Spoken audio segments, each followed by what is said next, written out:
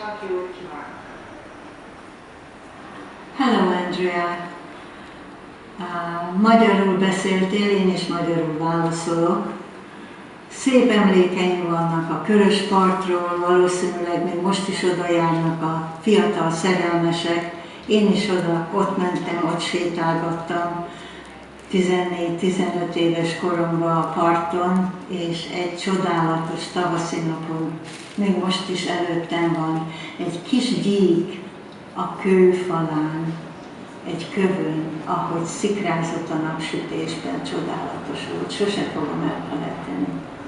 Hát annak már hány éve, én akkor 14 éves voltam. Sok más szép emlékem fűz, a strand, a Felixfürdő, az iskola maga, az élet, és a család, természetesen a családi összejövetelek. Minden jót neked, köszönöm kérdésed. Hédi.